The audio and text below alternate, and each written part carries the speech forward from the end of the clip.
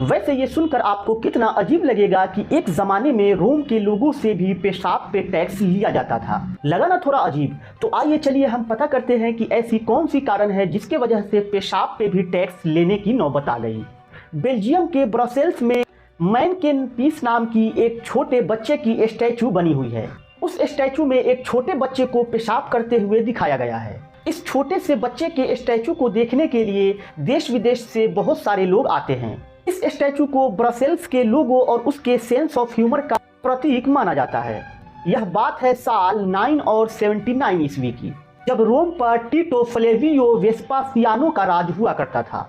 उस समय रोम में एक फुलोनिक्स नाम की एक जगह हुआ करती थी। उस जगह पे लोगों द्वारा किए गए पेशाब को एकत्र किया जाता था और फिर उस एकत्र पेशाब को सड़ने के लिए छोड़ दिया जाता था। एकत्रित किया हुआ पेशाब सड़कर अमोनिया बन जाता था और इस अमोनिया का इस्तेमाल उस समय के धोबियों के द्वारा कपड़े को साफ करने के लिए किया जाता था। यानी उस समय में डिटर्जेंट के जगह पे पेशाब से बने इस अमोनिया का ही इस्तेमाल किया जाता था, क्योंकि इससे कपड़े बहुत अच्छे साफ होते थे और अच्छे साफ होने की वजह से वहां पे कपड़े धोने वालों की अच्छी कमाई होती थी। धोबियों के इस कमाई को देखते हुए वहां के राजा वेस्पासियानो ने पेशाब पे टैक्स लगाना शुरू कर दिया। वैसे ये टैक्स कॉमन लोगों के लिए नहीं था, बल्कि उन लोगों के लिए था जो रोम के सीवेज सिस्टम में जमे हुए पेशाब का इस्तेमाल करना चाहते थे। वैसे रोम में उस समय पेशाब का इस्तेमाल सिर्फ कपड़े को साफ करने के लिए ही नहीं किया जाता था, बल्कि इसका इस्तेमाल बड़े पैमाने पर चमड़ा उद्योग में भी किया जाता था।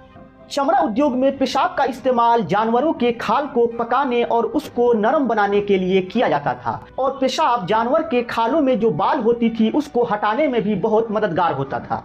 इस घटना के बारे में रोमन के इतिहासकार स्यूटोनियस बताते हैं, एक दफा वहां के राजा वेस्पासियाना के बेटे ने अपने पिता से यह सवाल किया, आप जो पेशाब पे टैक्स लेते हैं यह हमें बिल्कुल भी पसंद नहीं है। इसके जवाब में राजा ने अपने जेब से एक सिक्का निकाला और उसे अपने बेटे के नाक के पास ले गया और कहा, क्या इसमें से कोई स्मेल आ रही है? तो बेटे ने जवाब दिया, नहीं। तो फिर राजा ने कहा, यह वही सिक्का है जो उन पेशाब पर टैक्स के जरिए कमाया गया है। उसके बाद से ही यह कहावत बहुत ही मशहूर हो गई कि पैसों से कोई दुर्गंध नहीं आती है। वीडियो पसंद आई हो तो मेरे चैनल को जरूर सब्सक्राइब करें।